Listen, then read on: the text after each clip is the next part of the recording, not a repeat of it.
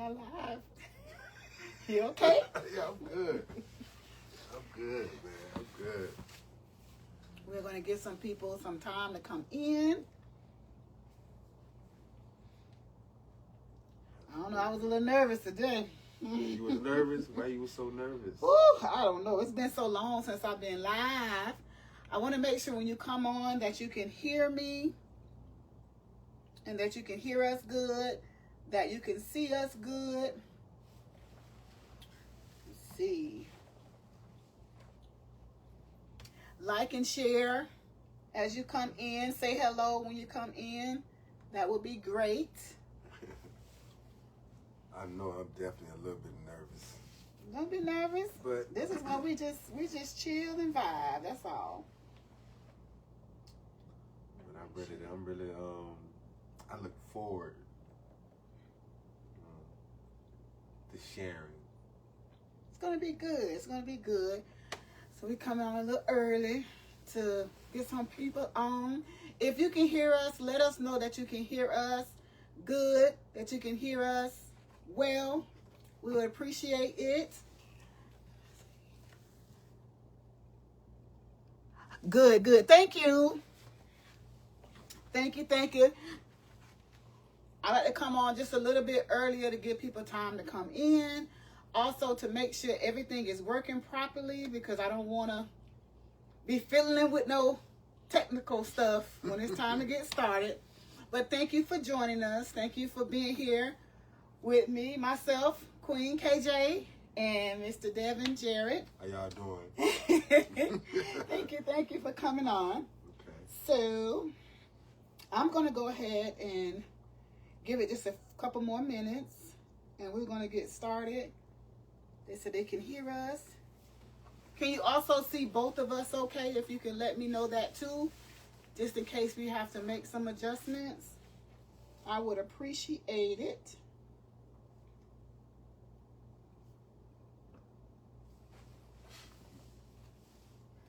They hot on your trail. On my trail? Yeah. But they know this the first time, man. Redemption King Ah. going live in the house. I've been pumping to them boys where I'm at. You know, that I was going to give them an uncut version of me. Mm-hmm. You know, and Instead of the video type thing. Instead of the video type thing, I Yeah. want them to see, you know, what it took for me to progress. Right. Into the man that I am today. Okay. That's what we're I looking feel forward like- to. I That's what feel we're like looking people forward be- to. People gonna be blessed by this here, man. Because listen, check this out. I'm one of y'all too now. I feel you. You feel me? I'm one of y'all. I ain't you know, I'm just walking in my calling. Okay. Well, we're going to get into it. We're going to get into it. Okay. So, welcome to Let's Talk About It, where real stories meet real change. Today's episode is one of redemption, resilience, and purpose. Our guest was once sentenced to spend the rest of his life behind bars, but destiny had other plans. After serving 30 years in prison, he walked out not as a broken man, but as a renewed one. Absolutely. Now he's using his story to help others avoid the same mistakes and inspire those who feel forgotten by society. That's a good one. This is not just a comeback story. It's a testimony of transformation. So grab your seat, because today we're about to talk about what happens when life gives you a second chance. Today's guest has lived through what most of us can only imagine. I can't even imagine going to jail for a day, let alone for 30 years.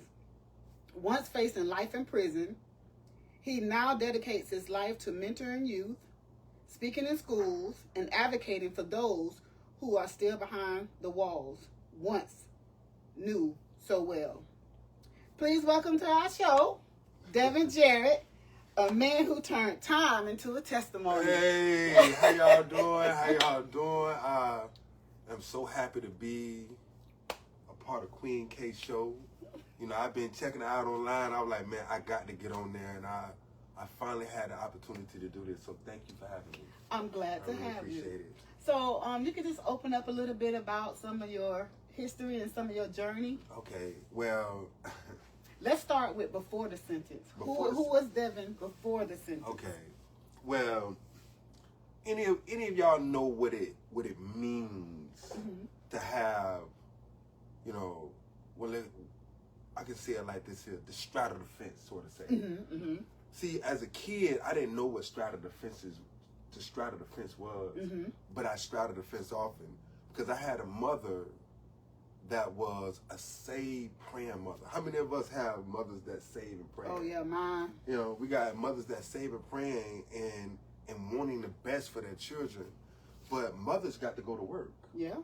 Especially in my family, I was in a single parent family. My father was never there, and he was on drugs real bad, and it was just me and my 3 sisters. Right. So I didn't want to be around my sisters all day. So I went out on my own, and in doing that, instead of allowing, you know, the seeds of faith and promise that my mother wanted to instill in me, I let the streets raise me.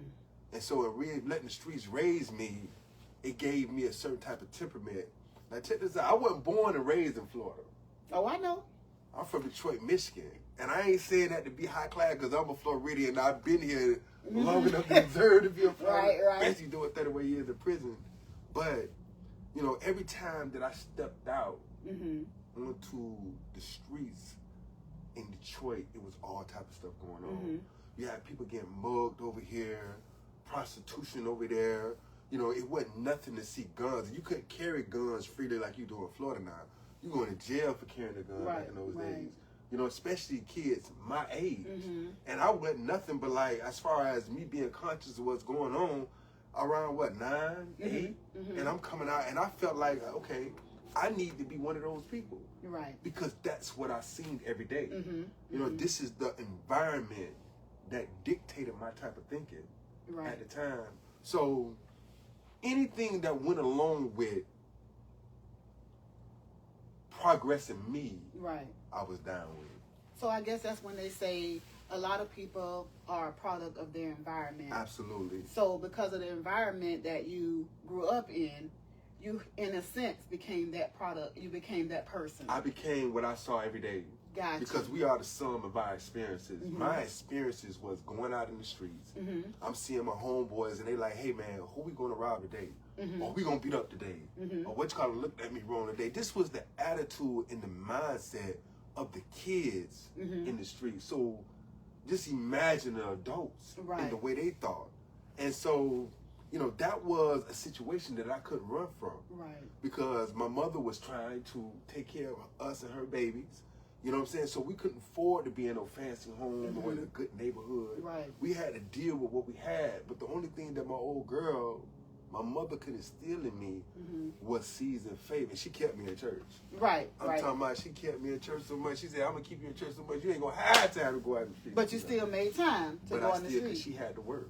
You know, I think sometimes when it comes to a man perspective, and since you are a male, I think sometimes, you know, you want to fit in, you want to feel accepted, you want to be in the in crowd, because I feel like sometimes when you grow up without a father in the home, you try to find that masculinity out in the streets. So if you don't be that strong person, if you don't be that person that's down for anything, sometimes you feel like you weak because you don't want nobody to talk about you. Is that? I mean, it's all of it is the same. That is gathered in it's just the whole foundation of peer pressure. It's the foundation of dudes that, you know, point into your life more than your family is. See, when I was on the street, I ain't had no father. My father and what he represented at that point in time wasn't good for me. You know what I'm saying? So, you know, the decisions that I made was based on what somebody else thought I should be doing. You know, and these dudes' decision was based in their selfishness. You know what I'm saying? So they might be like, hey, Jake, you want some money? Go do this. And I'm like, okay, yeah. But also, I think too that a lot of people do not realize that your decisions don't just impact you; they impact everybody around you. Absolutely. So you getting caught up in the streets and the things of the streets and the thing of the world, could have brought harm to your family because you wanted to fit in. And I'm gonna tell you something. And like I told from the beginning that I was gonna be uncut about, my upbringing and the things that brought me into the situation that made me into the man that I am today. One of the reasons, the sole reasons that we left Detroit was because of me. In the neighborhood that we lived in, it was gangs galore. And I was involved in a bunch of those little gangs in our little neighborhood. And then one time, one of the gang members got feel of where I lived at. And after church one night, me, my mother, and my sisters came home, and the whole house, I'm talking about, we had a nice 2-story house, was spray painted, telling me they was gonna kill me, rest in peace, we're gonna kill your family, all different types. So I'm looking at the house, my mom was looking at the house, and you know what she did? 2 days later, she went and got a U-Haul. She had a broke down Chevrolet Celebrity. Oh, I remember that. I remember the Chevrolet And she hooked this Chevrolet Celebrity to her, and she said, the devil ain't finna steal my life or my kids' life. And she called her best friend, her name was Louise Millie, and she told her, if I can't make it, my car break down before I get to Florida, come get me. And we got in that car, packed all that stuff, and she put on BB and CC Winers I had never been. She put it on repeat, and we drove all the way from Detroit with everything we got to Florida. Okay. All right. So now that we moved to Florida and you done brought it into Florida. Okay. So I want to know what led to the path that resulted in your prison life. Now we're getting ready to go in.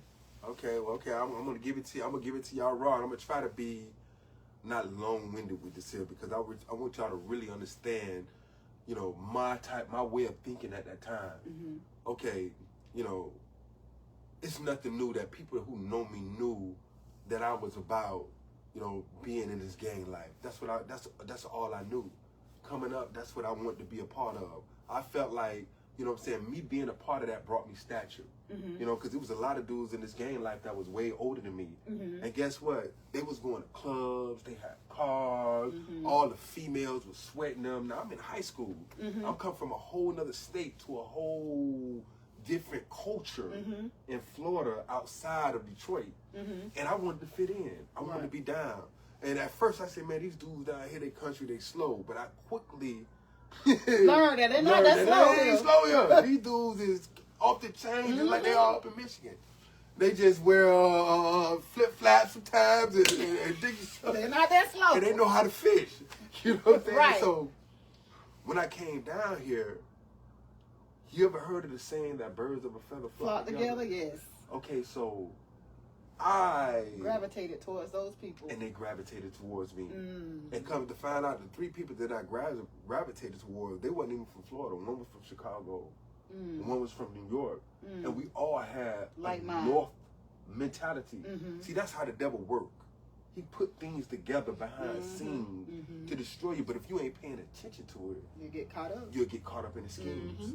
Okay, so, in the beginning, everything was beautiful. Yeah, because I didn't think he was that bad. Now, side note, I knew his family when they moved here. His mom and my mom was very good friends. Right. So I knew them. That's when I first had my taco salad. His mom used to make those fried green tomatoes. Absolutely. And so our family was pretty close. So when everything happened, without going too far, but I'm going to stay right here, when everything happened, I was so shocked. I thought he was a good boy. He was always yes ma'am, no ma'am. So I was shook when I found out. And you know what? Everybody in this society wear masks. Everybody don't know what you got going on. You know what I'm saying? Yeah. And me, I had a good mask because I know my mother was strict. And so around her, I was the perfect child. But when I wasn't around her, guess what? I was finding out who I was. And the streets was training me to be that type of person. Self-discovery. And like I said, birds of a feather flock together. And all of us was like-minded. And so check this out. When these dudes would go out, cause they had cars. I was just a 15-year-old kid. They would say, hey, Devin, come on with us. They'll come, take me out, take me to a club. We'd hang out, pay my way. You know what I'm saying? I mean, they getting sweated, the girls sweating me, and I'm like, okay, man, You know what I'm saying? I'm arrived. I'm growing up. I'm arriving. You know, and they making me. But guess what? It was all a setup, though. Yeah. Because you know, one person had stepped to me and they was like, "Man, listen, you hanging out with us so much. You know what? You might as well be down with us." You know what I'm saying? So I was like, you know what? I took the bait and I became down with them brothers. You understand what I'm saying? And I want y'all to understand this here because, you know, a lot of them dudes that I met in this game, we became brothers and I loved them. You understand what I'm saying? I mean, when I say I love them, I was willing to go all out with these brothers. That's how close we got. I mean, going out, hanging out, doing all these different things. And that's how the devil, because I didn't have a family outside of my sisters. You know what I'm saying? My sisters was into their own thing. Right. And so these individuals became the family that I never had. And that was the trick that the devil wanted to use to get me to fall to the wayside into what I was doing in the first place. Now, it wasn't their fault. They ain't make the decision to do none of the things that I did. You know what I'm saying? But my life brought me to this point. Now, let's get to the Pacifics. Let's go. Like, okay. I want the pickup. Okay. The pickup that started your journey. Okay, this was the pickup that Disney. started my going. Disney World was part of it. Now, my partner, my best friend, you know, in this time of the world at the time, he had got caught up in some foolishness one day. You know what I'm saying? He went away for a little bit. Now, this was my best friend. This was my dog. You know what I'm saying? When you seen him, you seen me. You feel me? So when he went away, my old girl, knowing that this influential person was out of my life, she went to get me a job. She said, "Listen, Devin, you know what I'm saying? I'm finna get you out the streets, and in order for me to get you out the streets, you're old enough to get a job now." So she took me down to Checkers restaurant in Leesburg, right? And she filled out my application for me. I didn't even have to fill out the application. She filled it out for me. She said, "You gonna work this job, and you ain't going." So she told the manager, she said, "Give him all the hours that he can get." So, man, let me tell you something. The people was in that slavery. I learned how to cook Checkers, burgers, fries, grilled onions, the whole work. You understand what I'm saying? So it took me off the street. Plus, when my best friend, he was locked up for something he had did a long time ago. So now I'm not hanging around the dudes that I once hung around. I'm stuck in this Checker restaurant. You understand what I'm saying? So it's like out of sight, out of mind. So I met a new friend. You understand? And my friend, he had a car too. And he was older than all the other ones. And you know what? I thought I was fly. I thought I had a little swag on myself. So I said, "Man, you get the car, I'll get the female." So he was like, "Bet." Now he 21 and I'm 15. So he he like, "Bet." So we used to go hanging out and doing whatever we need to do, things that we want to do. And one day, my friend, he pops up again. You know what I'm saying? And when he pops up again, gotta finish the assignment. Yeah, he pops up in a way where he was in need. He was like, "Listen, man, I just got out. I need help. You know what I'm saying? I just got out of, I got a bonds to pay. Like, because, people bonded him out. And he owed the bail bonds money. So you got dudes that was down with us, was like, "Man, what we need to do then?" You know what I'm saying? We need to hit a couple of licks anyway to come up.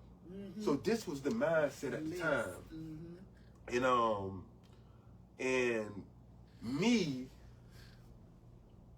wanting to be down, me wanting to be a part of what we had going on, you know what I'm saying? Because I felt like I was a part, offered information that I thought would never go anywhere.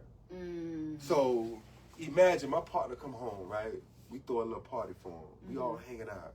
You know what I'm saying? He tell us what time it is, what he's going through, because he's like kind of a leader of our set. And so everybody offering their opinions. And you know one thing he asked me, he said, "Man, Jay," he said, "What's up with you?" I'm like, "Man, I'm good." He said, man, you working at Checkers, man, what's up with that?" So when he said that, in my mind, the first thing that came to my mind was like, it'll never happen. You know why? The first thing that came to my mind, even as a child, I said, "Man, because Checkers is not an inside restaurant. And I'm not finna open up no doors to let nobody in nothing. Right. That's just like, I mean, you know what I'm saying? I work at the place, so I'm not finna do anything. Right. So in my mind, I'm like, man, shoot. Man, check a sweep, man. Y'all hit that thing, man. You can take everything. But in my mind, I'm like, man, these dudes is thinking about hitting people in the streets. Mm-hmm. Big dope boys. Mm-hmm. Dudes that they have problems with. You know what I'm saying? Or getting a bunch of money to try to, you know what I'm saying, put on out there so we can all come up. Mm-hmm. So that's was the mentality that I thought we had. Mm-hmm. You understand what I'm saying? So, you know, everybody laughed at that and we went on about our business. But little did I know that behind the scenes, my partner, the plan was in action. went to asking certain people, hey man, what you think about that? You think we can do this? And a lot of them were like, man, that's crazy, man, because you talking about hitting a place, a restaurant in broad daylight. You know what I'm saying? Now I thought the conversation was over. I thought it was dead and gone. Dead and gone. You know what I'm saying? I'm on to the next thing. But my partner, he was in such a jam that he's trying to reach out and grab anything that he can to help him out. Survival and I didn't mode. know, survival mode. Mm-hmm. And I didn't know this. I didn't see it. Mm-hmm. I didn't understand the severity of his situation. Mm. So, okay, they say, hey man, we finna go hang out and celebrate my dog coming out of jail. Mm-hmm. So we go to JJ Whispers. We hang out. Oh, We go to JJ Whispers. JJ Whispers. You remember JJ Whispers? I ain't never been, but I heard of it. Okay, so we go to JJ Whispers. Now, to make a long story short, we go to JJ Whispers. And we hanging out, we partying, we clubbing. I'm gonna look. Now check this out now. At this exact time, I was staying in McColl's. I remember. And my mother had just started doing hair. Mm-hmm. She was a college. She was working, I think, at Walmart, JCPenney, summer place, and did little different chops around Leesburg.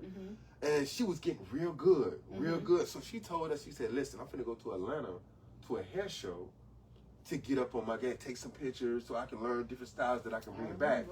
And I was like, okay. She said, listen, I want you to go stay with your grandma. Your Uncle Keith supposed to take you and your cousin to Disney World. So I'm like, Disney World? All expenses paid. We finna go hang out at Disney World. What kid wouldn't want that? Want to go to Disney World. So I'm like, bet, I'm going. So I'm like, bet, I'm going. So she give me a kiss on the cheek. She left. So in between time, I'm like, Mama, what you want me to do about work? Because you know I got a job. She said, I don't care about that. She said, I don't want you home by yourself and ain't nobody here. You know what I'm saying? So you need to call them people and tell them that you ain't going to be able to make it or whatever. So, you know, me, a 15-year-old, turning 60-year-old, irresponsible kid, I ain't call nobody. I ain't tell nobody. I just, you know what I'm saying, left and went where I want to go. Now, before I was able to go to Disney, my friends intercepted me. And this would happen. So I told my mother, I said, Mama, listen, I'm going to go to Disney with my uncle, but I want to go hang out with Jeremy and them, with my partner, because they just got out of jail. So when that happened, she was like, go and hang out. Just be careful. Don't get in no trouble. And man, let me tell you something. That's when it all turned. It all turned, man. I mean, on the day of, we went hanging out at the club. We hung out, we chilled that morning. You know what I'm saying? I was so drunk and high from hanging out with them at the club the night before. That morning, you know, they dropped me off, and him and my partner that I had met, that used to take me with the girls, and we hung out. Them two took off. So when they took off, I'm at the house. Now I'm coming down off this drunkenness high. It's high. So I understand that I'm at this house by myself, which I wasn't supposed to be here. My Uncle Keith and them was waiting on me to take me to Disney World. My mother found out that I'm at this house. All hell gonna break loose up. So the first thing I do was call my older sister, Christy. I said, Christy, you need to come get me. At the time, I think she was with Norris. She said, Devin, I can't come all the way over to Leesburg. I said, man, you need to come get me right now because I'm supposed to be here. I'm supposed to be in Disney World, and I don't go to Disney World. Mama gonna find out, and then I'm in trouble. You know what I'm saying? And I played. So my sister Christy said, stay home. I'm coming to get you. But before she came and got me, the ride pulled up. And when the ride pulled up, my dog got out. He was like, man, listen, I need you to help me out with this. And I was like, help you out with what? And he was like, man, we finna do that on this lick. And I was like, man. I said, man, I'm not finna do that, man. I work there. You know what I'm saying? How would I look working there and being a part of that? How this gonna even happen? And in my mind, I'm like, I thought this was over. You know what I'm saying? I thought they had and went on and moved to something else. Mm-hmm. You know what I'm saying? Who would do this in broad daylight, 9 o'clock in the morning, just to rob somebody? Mm-hmm. You understand what I'm saying? A store that you can't rob at that. Mm-hmm. You know what I'm saying? Because it's the inside. What I'm going to do is say, hey, man, hey, it's me. Y'all let me in because we finna rob y'all. So they can say, okay, he the one came and knocked on this door. It don't even make sense. But when desires overcome good sense, it makes you make mistakes. You know what I'm saying? So when my partner, this is my brother, he telling me, man, listen, all the time that I done been there for you, you know what I'm saying? We done fought together. I done da-da-da-da. So it's like, man, I said, okay, man, I'm going to go, but I ain't doing nothing. See, that's what we have to stop doing. We have to stop allowing people to take us on a guilt trip because of what we did for them. Right. Because there's other ways to repay them without jeopardizing our future. That's right. So sometimes we got to sit back and think of, what is it really worth it? Right. You see what I'm saying? Right. And at that time, I didn't count the cost. Mm-hmm. I had pressure on me. I had, my son was just born a week prior. You know what I'm saying? And I was 16, had a son. I had no way to take care of him. The only way that I was with the checker job and my mother and his mother and different people, part of the family, chipping in. You know, so when he presented to, he was like, man, listen, you gonna come. You know what I'm saying? And he put his authority in. So you didn't have a choice. I didn't have a choice. So in my mind, I'm like, man, I ain't finna do nothing anyway. And on top of that, okay, I didn't think it'd go down. It's broad daylight. Traffic going. It's work rush hour. How we gonna go? And then the checkers was in Fruitland Park, Lady Lake. Oh. And back in the days, the police wasn't playing. They still don't play. So we go to the I get in the car with him. One of the worstest mistakes I ever made in my life. And we go down to the checkers. Now we there at the checkers. What you gonna do? Pull in the parking lot? No, they go to the Kmart or the Walmart, whatever it was. Kmart across the street. Across the street. So I'm talking to my partner. I'm like, man, what you gonna do now? And this is everything that I'm telling you is authentic. I'm like, man, what you gonna do now? And he like, man, hold up. Let me think about it. So the dude that's driving like, man, listen, man, we ain't finna just be sitting out here all day. Because he in his mama car and this car broke down. It ain't like we out here riding around in some Benz or something. You know what I'm saying? So my partner like, man, you know, just wait. Let me think. So I'm in the back seat of the car, knowing that this was gonna be an epic failure because there was even no plan. So y'all failed before you even started. And let me tell you what fate did. While we was sitting in that car and we was ready to go. I'm talking about this. The manager walked out the bank. I walked out the checkers and got in the bank, got in his car, and he had 5 green bags. About to make a delivery. About to make a deposit. And so when my partner seen that, he was like, "Oh man, that's cash." So he tell the driver, "Man, follow him." So when the dude pulled out, they followed him. He followed right down the street to the bank. So he was like, "Man, this is the bank." I said, "Yeah, this is the bank that they put the money in." Well, we can't. Cause I didn't have no license at the time. I had just got my ID. But before I got my ID, I was able to go to the bank and just cash my check on the simple fact that I was a part of Checkers. And they let them know that I was a part of that. So I already know that he go cash, but that wasn't no surprise. That wasn't no big thing. It's just that I didn't know he was going to do it on this particular day right here, right now. You know what I'm saying? Because he do it when he wanted. It ain't no particular time. Right. You know what I'm saying? Wow. If they get filled, then they go. You know what I'm saying? If we got enough that we need to go pick it, then they do that. They do it like that. So when it happened, he followed. So when we get there, the dude go right behind, because it was the Barnett Bank that this took place at. He go right behind the Barnett Bank. And as soon as he stopped, my partner get out the car. My friend, who I thought was my friend, my best friend, he get out the car. He don't even wait till this individual, this dude who got a family, a son, a mother who loved him.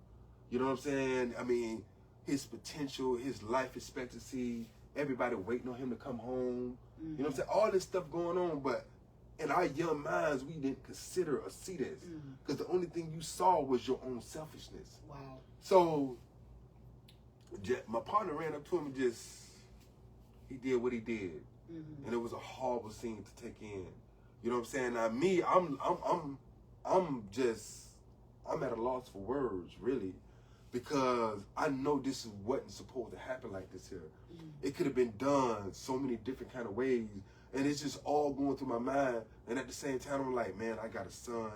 My mama gonna kill me. So your life started flashing before It started flashing before my eyes right then, but we wasn't even caught then. You know what I'm saying? Jeremy, well, my partner, I ain't mean to say his name, but my partner run back to the car, and he happier in a way he's adrenaline is rushing through him about what happened.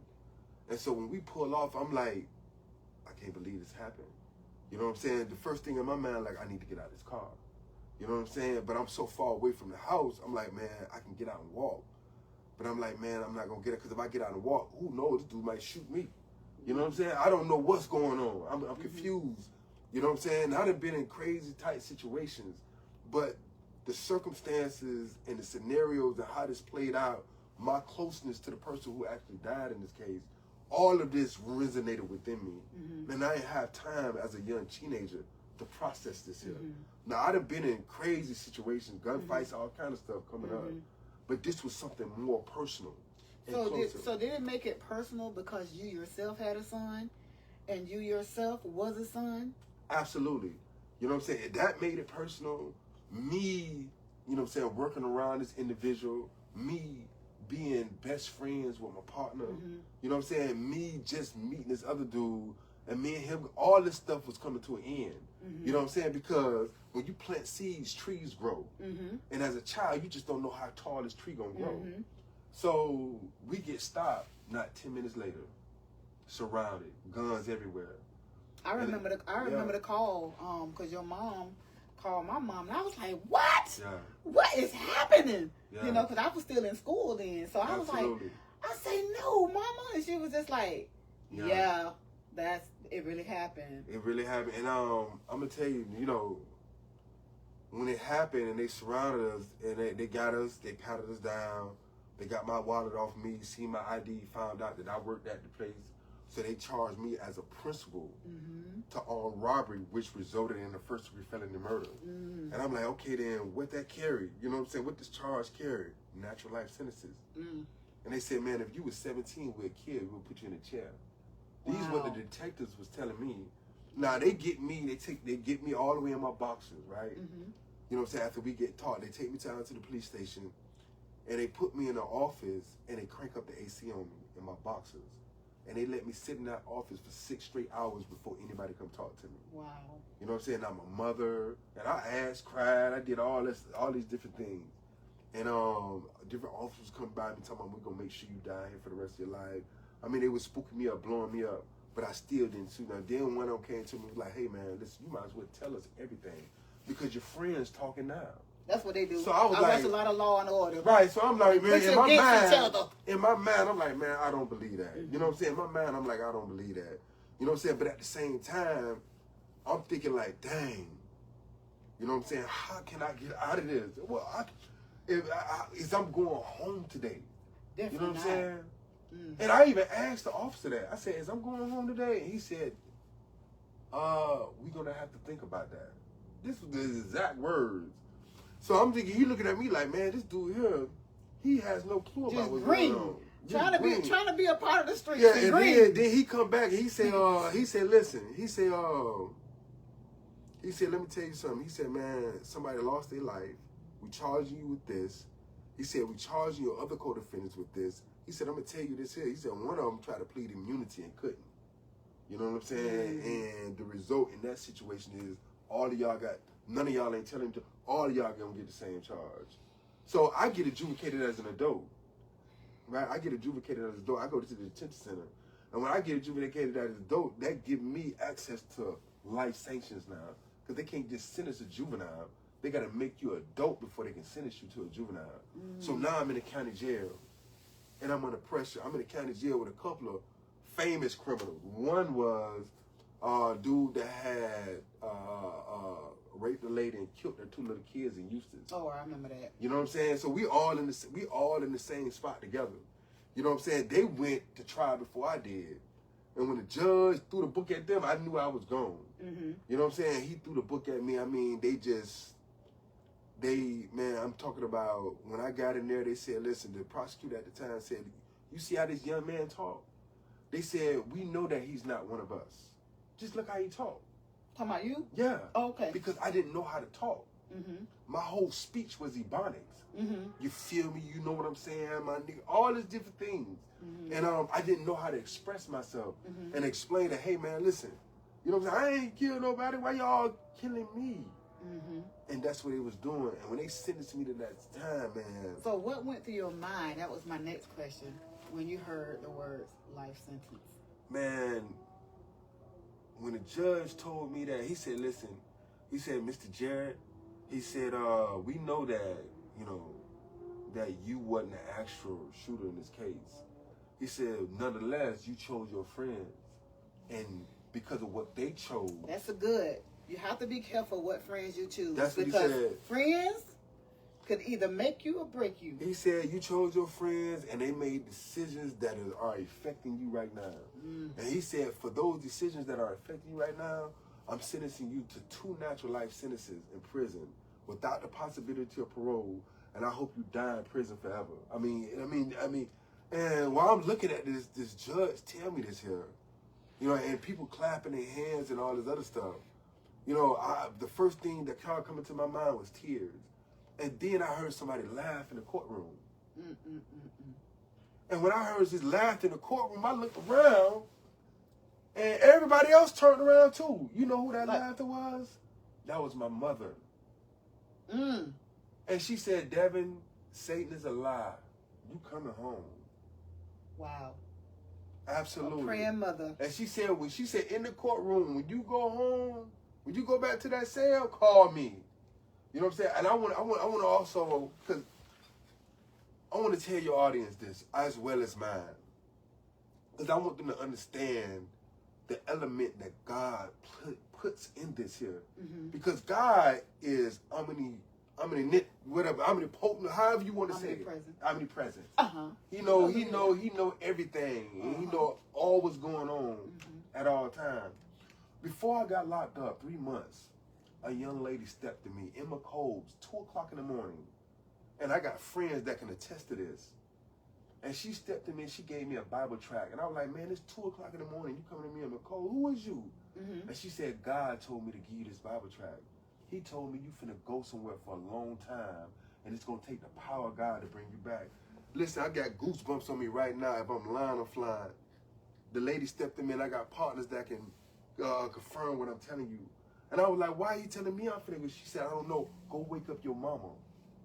So I went in the house and I woke up my mother. This lady got on her knees and her eyes and cried and told all my sisters and them to start hugging me. I thought I was going to die. I didn't know 3 months later that I'd be facing a natural life sentence like this here. And I had got warned and I didn't pay attention because I didn't know what was going on. Mm-hmm. See, I love G.I. Joe. G.I. Joe say knowing is half the battle. Mm-hmm. When you know something, you're able to prepare for it. Right. And I didn't know it. I was green. I didn't have a father to pour into me. Mm-hmm. I had a mother that was trying, but she kept leaving and going to work, Mm-hmm. which is what she was supposed to do. Mm-hmm. You know what I'm saying? So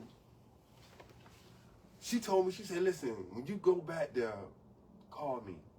So I called my mother. I'm crying. And my mother said, listen, I don't want to hear that cry. This crying ain't going to change this. Mm-hmm. You understand me? She said, Devin, she said, listen, she said, I ain't raised you to be who you are. Now, I don't know what you've been doing in the streets, and I was doing a lot of stuff. Mm-hmm. You know what I'm saying? I can't judge nobody for nothing. Right. Because I done did my fair share. Mm-hmm. You know what I'm saying? But she said, listen, she said, I ain't raised you to be what these people saying that you are. Mm-hmm. You know what I'm saying? She said, you more than that.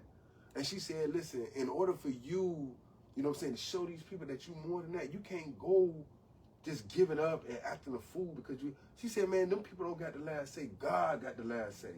Absolutely. And I took that, and you know what, for the first time since becoming an individual, Mm-hmm. because everything else before that, it was like, mama, you say this, I'm going to do. Or mama, you say that, I'm going to think about what you're doing, what I want to do.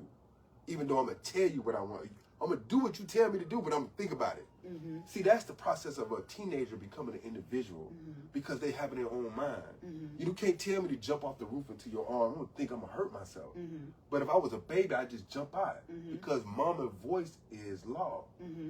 You understand what I'm saying? So I was becoming my own individual at the time. And I told my mother, I said, you know what, Mama, I've never listened to you in my entire life. Not like I'm finna listen to you now. I'm in intentionally listening to what you're saying. Because I done already lived the gangster life.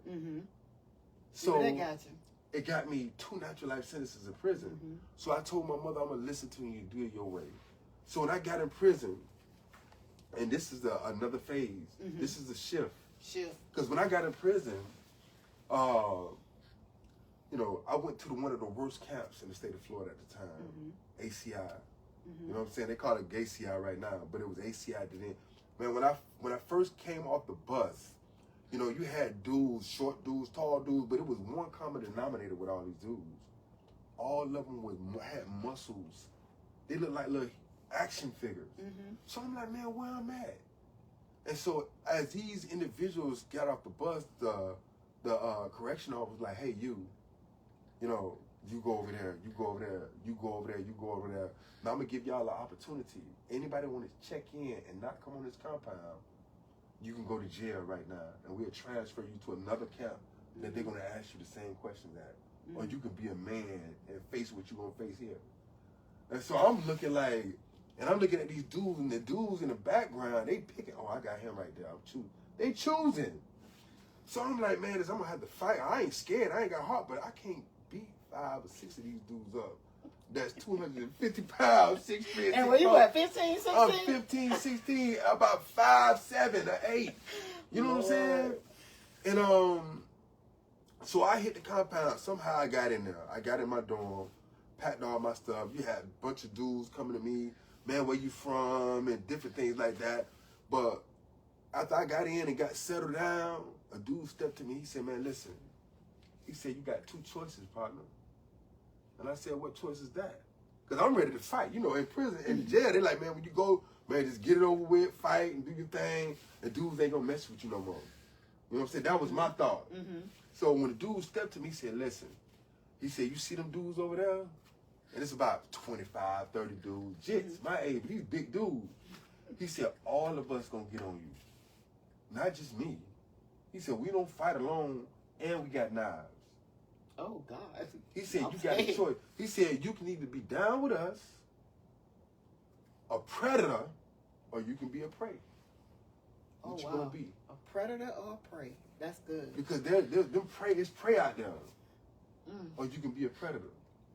But to me, it was the same thing as saying, man, you can be down with us or not. You can be a part of what we got. And I already was a part of something that a lot of people that was in that believed in, but it was certain people that didn't. You understand what I'm saying? And when it's like that, it's confusion and the camp breakdown. You feel what I'm saying? So I made a decision in my mind. I said, man, these dudes gonna have to kill me because I ain't gonna be a part of nothing. It's over. You know what I'm saying? My life is my own, and I'm gonna stand on that. So I told him, I said, man, listen. I said, man, y'all gonna have to do what y'all gotta do. I said, because I ain't gonna be a part of nothing. You know what I'm saying? And when a lot of dudes in the dorm heard that, they stepped to me. They said, man, listen, we got a gang too. I was like, man, I ain't finna be. He said, no, man, you misconstruing what I'm saying. He said, we are the compound. I'm like, the compound? And he said, yeah. He said, man, you got a lot of gangs on this compound, but they ain't bigger than the compound. You got 1,700 inmates here. The gangs might make up 100, 150 of that. And they get into trouble and they rotate out. But I'll make up the majority. So if you're a part of our compound, if these dudes come jump you, the compound coming to help you. Oh, wow. You understand what I'm saying? Wow. Yeah, so it was different. Good. So I was like, are you serious? He was like, yeah, man. I said, but he said, but we ain't no gang, man. We just, you know what I'm saying? You got to have a safety net to follow. And these was old school dudes. And an old school dude told me, he said, man, you know where the best place to be for you graduated yet? I said, no. He said, go get your GED. So I got into education and I started working on getting my high school diploma. Within 2 years, another individual that was like, man, listen, because the first day there I was on the camp, a dude got his whole neck cut, throat cut, blood was everywhere. And then about a week later, I had one dude jumped out the window over trying to kill himself. These dudes was cutting, stabbing themselves and all kind of stuff. And they would stab you just to get transferred from this bad camp. They didn't want to be there. So if I stab you, then it's a conflict between us and I can't stay there. They're going to lock me up and ship me because I don't want to be. But really, I'm just trying to get away from the camp. Right. And if you in my way to get there, then I'm going to take that avenue. So I can be going to get pills or go get some canteen at the store and the dude just run up to me and stab me with a knife this long. That's the situation that my little mind at 16 had to filter and learn how to survive in. You understand what I'm saying? So one of the things that also tripled me was the fact that I didn't want to be a dummy. My sisters was out here graduating. Yeah. But I'm in here in prison playing basketball, running from dudes, fighting, or trying to just stop not getting raped. Trying to stay alive. Survival mode. What God blessed me with, though, is that he put me in a position where I can be in education all day. So when I got up in the morning, 7:30 to 5 o'clock, I was in education, learning, reading. It was about time to go to bed when you got out. When I got back, I took me a shower. And then in prison, when we got there, at the time that I feel, you know, when you got in the shower, you had to get in the shower during the fully dressed with boots, all kind of stuff, because dudes was running down. You can go to sleep and hear people hollering and screaming, and the officers was scared to come out there. Oh, wow. You understand what I'm saying? And then when they do come, they coming and beating up everybody because they wanted to make a point. Wow. You understand what I'm saying? So it was not only a physical stress for me, but a mental stress for me at that time as well. You know what I'm saying? I was missing my mama. I was missing my family. You know what I'm saying? All my little partners that I thought that I would be hanging out, all of them was gone. My best friend who I thought was my best, he was gone. It wasn't nobody there. The only thing it was me, my mind, and I. Wow. So after 2.5 years, I put in a transfer. I said, Lord, you got to bless me with this. Because I wasn't strong in the Lord as I am now. You know what I'm saying? Because my mother she was steady pointing to me. Right. Every time I used to call her with a problem, she'd be like, listen, I don't want to hear that.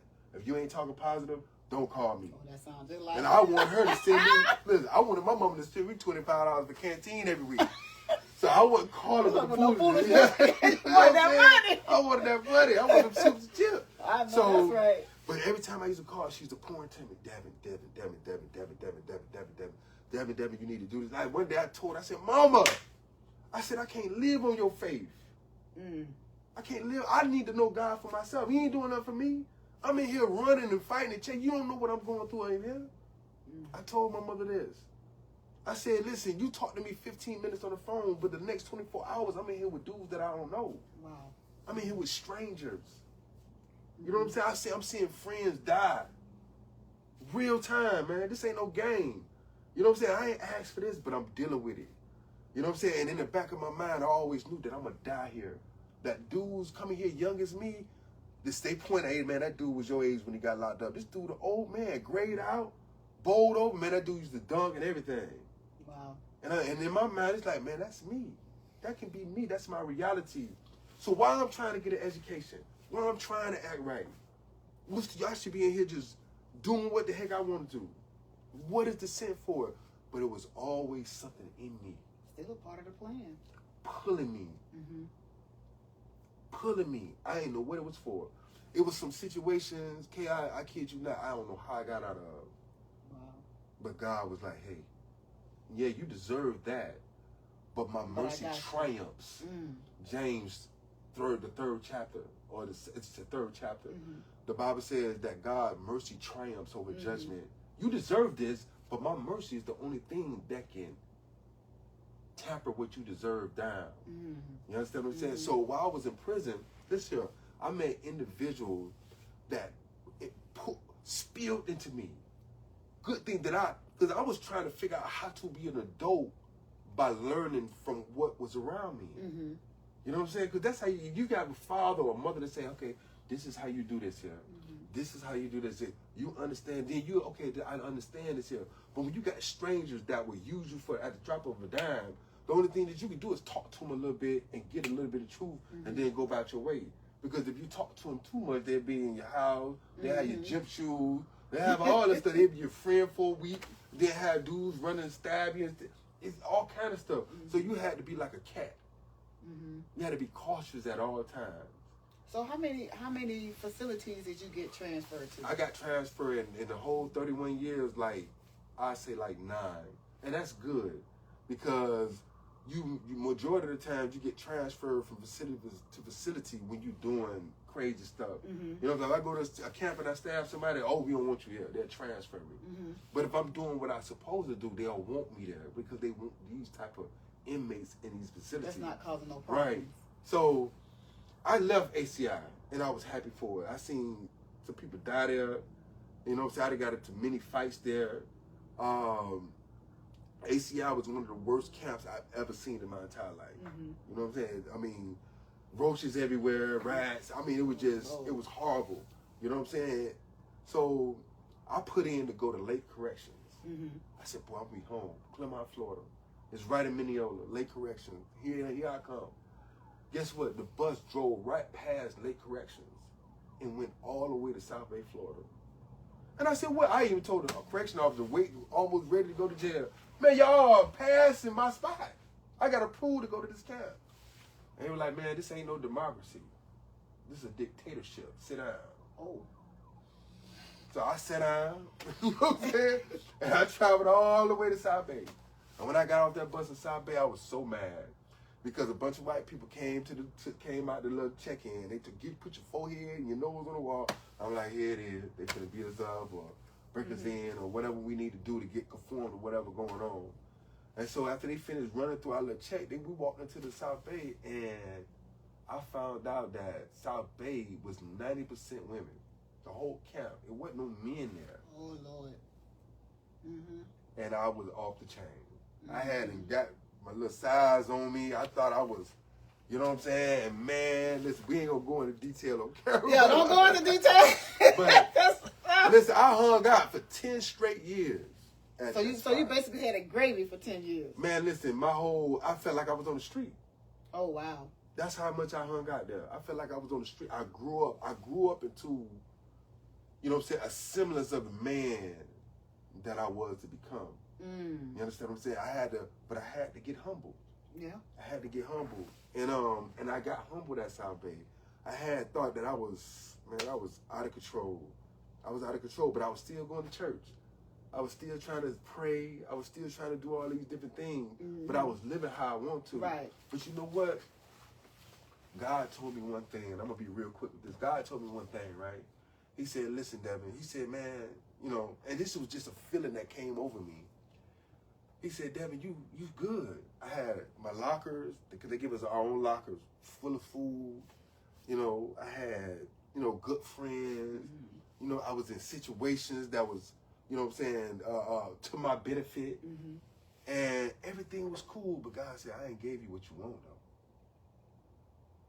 And I always said, man, I got all this stuff going on, but in the back of my mind, it was like, man, you can lose all of this with a transfer. So you just done built all this up just to lose it. Ain't nothing you got founded. Nothing. It's like seeking sand. The same nagging question kept coming to my mind. Why is you doing this here? Why is you trying to live right? Why is you trying to even do for yourself? You should just kill yourself. You know what I'm saying? You just do it on your own terms. Why grow old and die here? And I used to be like, man, if I kill myself, I'm going to go to hell. So I got to make somebody kill me if I'm going to do it. I had these conversations with myself as a teenager. And so when I left South Bay 10 years later, God said, man, listen, it's time. And I felt like it was time because I did everything that I wanted to do there. And when I left, man, I said, you know what? I said, I'm finna give God everything. I got rid of all the little contraband that I had. You know what I'm saying? Everything that I thought that I was into, I just let it go. And I learned something.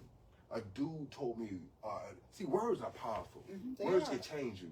The whole world was created by words. A dude told me, he said, listen, Devin, do you know what the definition of insanity is?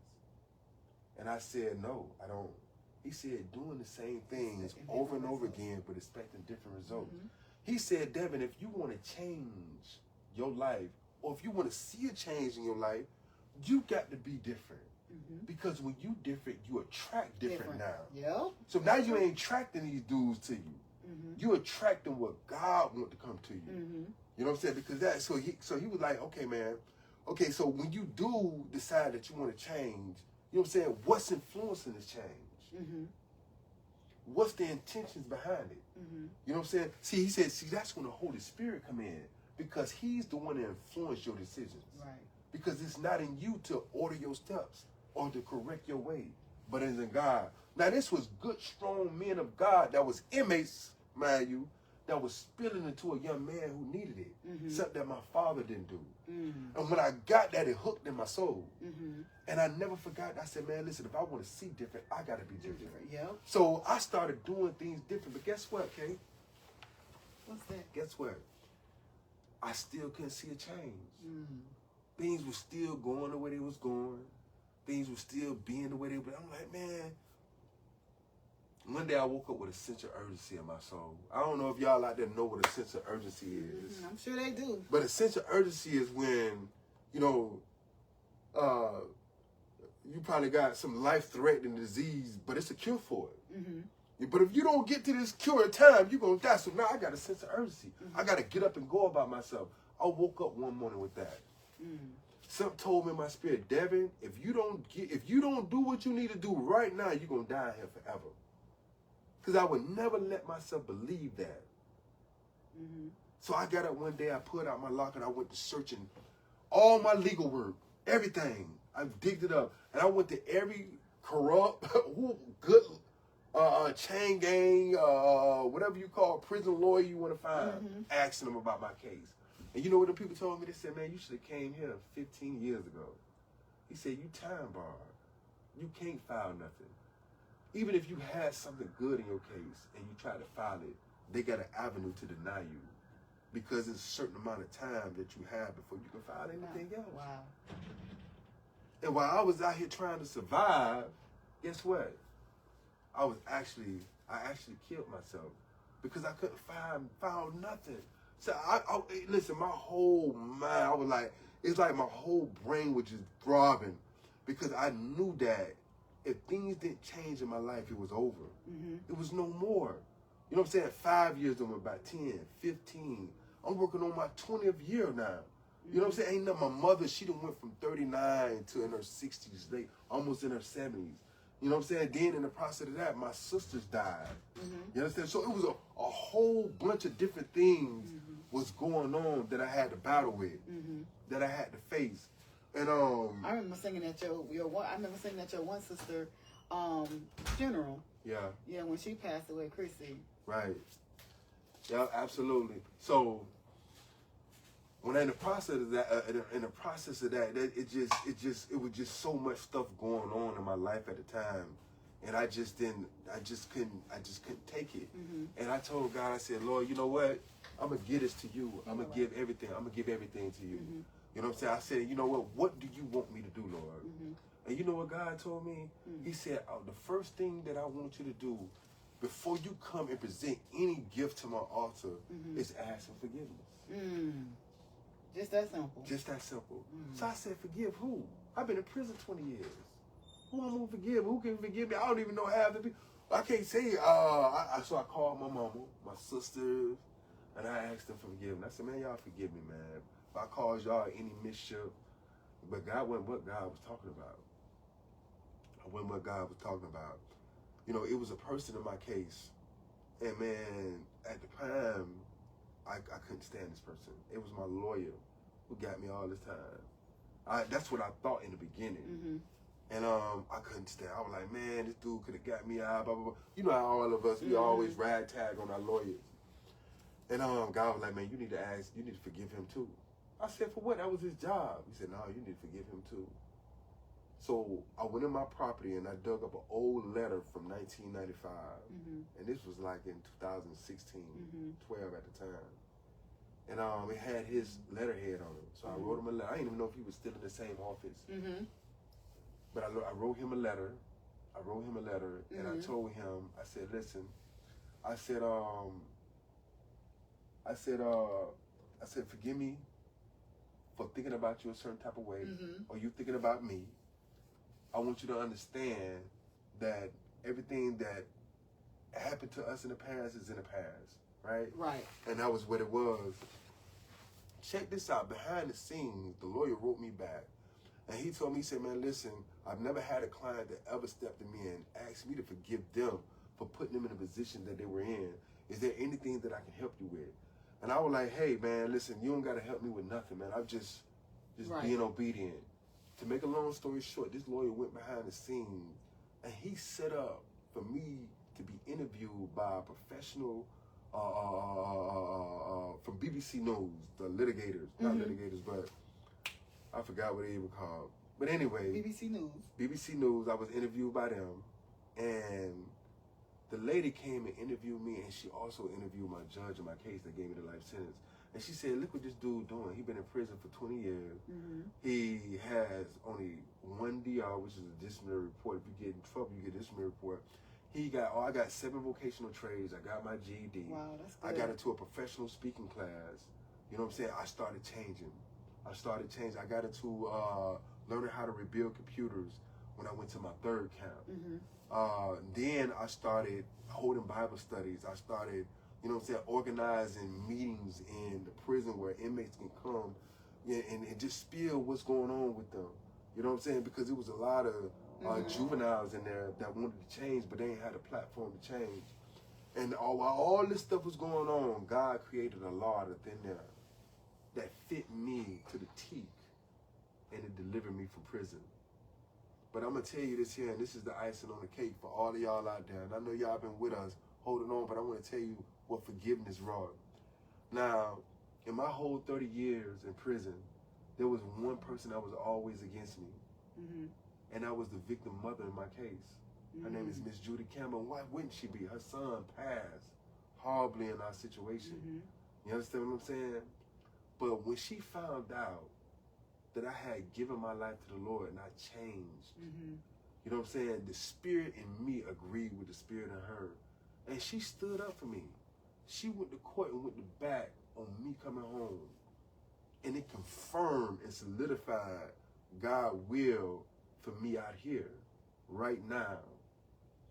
And me coming home, even the first day I got out, was like, it was nothing I ever experienced before. Wow. You know what I'm saying? The devil still had his hand in it because I didn't get out till like 12 o'clock at night. But I went to court to get free 8 o'clock that morning. But let me tell you something. While I was in there in the county jail, I had created a Bible study, and it affected everybody in the cells around us. So when I got out, everybody was standing on the piers. Inmates was all at the window. Just someone was crying. They was clapping their hands. Just wishing me. They said, man, you gonna go out there and do something big. You understand what I'm saying? Even in the courtroom, when the judge was sentencing, my lawyer was crying, the clerk of the court, the prosecutor, the victim parents, my parents, me, all of us. And the anointing was just flowing in that. And I'm like, Lord, this is you. Because it couldn't have happened no other kind of way. God said one day that I was going to get out and it was going to take him to deliver me. And it took faith. It took me believing that God can do all things. You know what I'm saying? And without that faith, I would have had the girls, the little things that I was getting into in prison, the food and all this stuff. But without faith, I wouldn't be in this living room speaking to you right now. So God, in my pain, introduced himself to me.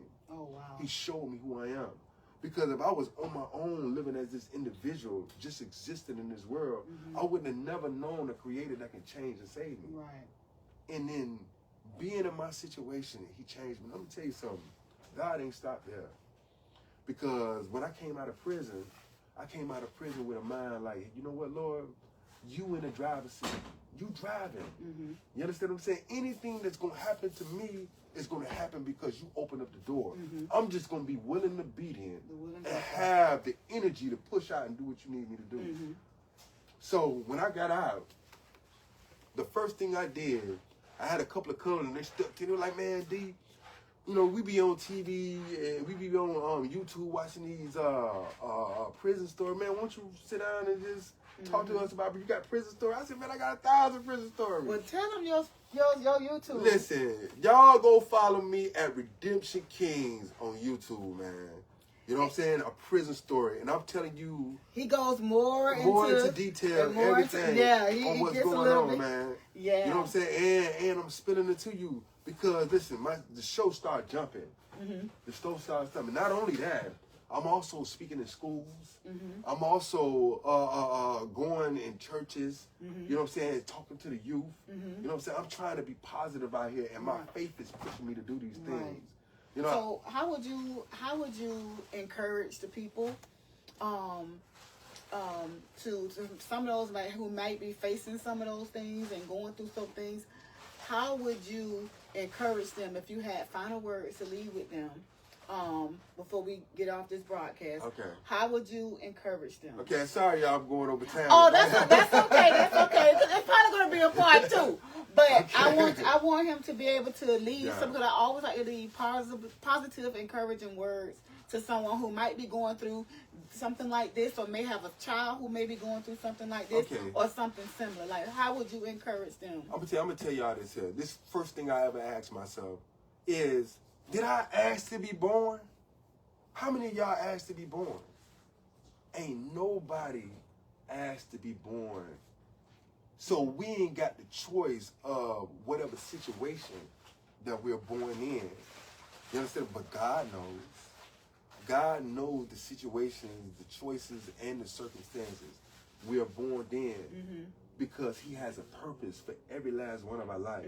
And if we can believe that, and we can believe that purpose, whatever you're going through right here, right now, as long as you got breath in your body, you can be redeemed, man. As long as you're alive, you got a shot. You got another shot to make it right. I don't to get care it right. what's going on. I don't care what it looked like.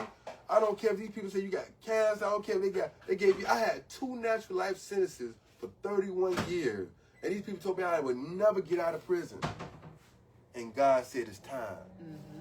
And it was time. And it wasn't nothing I did. It was all his power. So take that faith walk and go with it. All right. We want to thank Mr. Devin for giving us his time. appreciate y'all We having want to me. thank all of y'all for joining us. There might be a part 2 somewhere down the road. I'm sure he's going to be doing some other things, some exciting Absolutely. things. But again, let them know where they can follow you. Man, listen, come follow me at Redemption Kings, man. We be doing it. I be putting shows out there, you know, and I'm going to start going live as well. You know, I got to because teach him a little thing. You got to teach me a little thing, because y'all know I just got out of prison 31 years now. So But he's learning. I appreciate our host giving me this opportunity to come and Absolutely. spill Absolutely. into y'all hearts and into y'all mind, man. She's doing the will of God. And what He God said he called want her to interview me. I showed up with love to. Absolutely. I would love it. We want to thank you all for joining us. We want to thank you all for joining us. We appreciate your time. If you can like and share, we appreciate it. I'm going to read the comments. We're going to read our comments later and respond back to them. Okay. Devin has comments. I have comments. So thank you so much. I really enjoyed this show, and I really, really enjoyed your Yeah, it is, baby. I love y'all. Bye-bye. Redemption. Redemption. That was good.